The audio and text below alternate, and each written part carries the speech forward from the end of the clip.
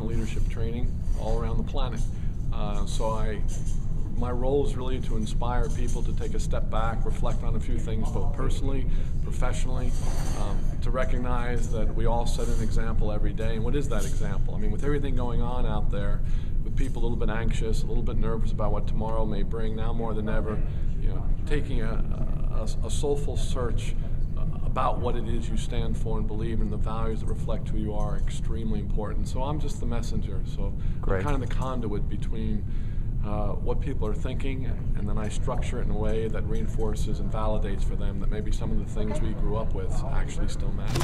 I mean, core values are the foundation to hold people accountable. So without a set of values that reflect the leadership, and I mean that from an organizational standpoint, those who lead the organization, hopefully that organization revolves around the values that that leadership believes in, because then you're not in sync with what it is we stand for and believe in and the direction the company is going to take. So the primary reason core values are so important in an organization is because it allows us to hold employees accountable, that we're all on the same sheet of music. It also allows us to, even in an interview process, I want people who are in alignment with the values that we espouse to as an organization, because then we're going to have a solid team of people. But look how that applies even to our own personal lives as well. I mean, without a solid set of values that I believe in that reflect who I am personally, how do I hold myself accountable? And therefore, if I don't do that, I get on the excuse train and start blaming everyone and everything why I can't be fulfilled or empowered or content with myself.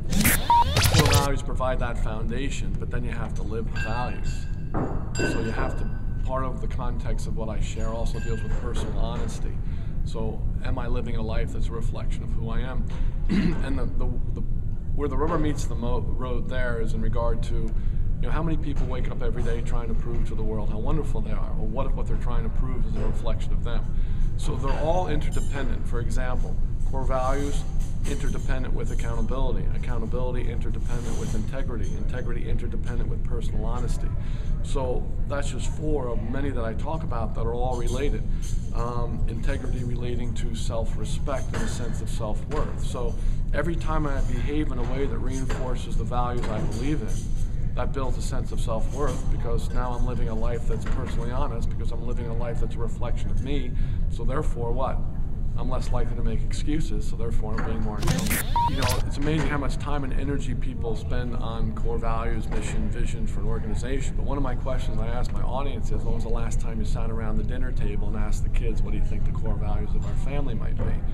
So not only are we talking about core values for a company and for ourselves, but what are the core values of the family? So that balance, it's just as important to establish those values, if not more, at home, as it is to establish them for a company. So I don't really find that there's a huge difference between how I should behave or how I shouldn't behave at work versus home. They're very much in alignment. So if I believe professionalism is necessary at work, well, professionalism should be necessary at home. Number one would be, what example are they setting every day? Do they know themselves the example they set? One of my questions I ask leaders is, why do people follow you? It's not share with me characteristics of leadership that you feel are important in order for leaders to be effective. My question is, what are the leadership characteristics that you possess that inspires others to look up to you, to respect you, to admire you? And if I as a leader don't have a handle on that, it makes it more difficult for me to move my organization forward, because I'm not sure what direction I myself am going. So that would be a critical question. Another one would be, are the core values established in the organization? Are people on the same sheet of music? Are we all going in the same direction? And in turn, do we have an atmosphere of accountability? I think number three, from an individual standpoint, one of my questions is, what do you want to be remembered for?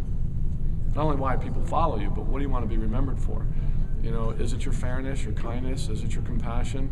Is it your professionalism? Because the follow-up question to that is, well, if I answer, what do I want to be remembered for? Am I living a life that's a reflection of that answer? Right. And then one of the little statements that I truly believe in, number one, is you teach best in life what you want to learn the most. And you think about that.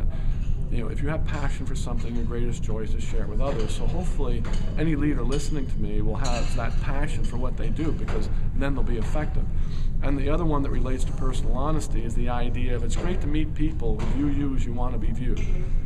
But the real question is, how do you view yourself when they're no longer looking? Right. So those are a few questions that I would, just allow people or leaders to take a step back and go, okay, am I in alignment with myself? If I am in alignment with myself, am I in alignment with my organization? And is my organization in alignment with me?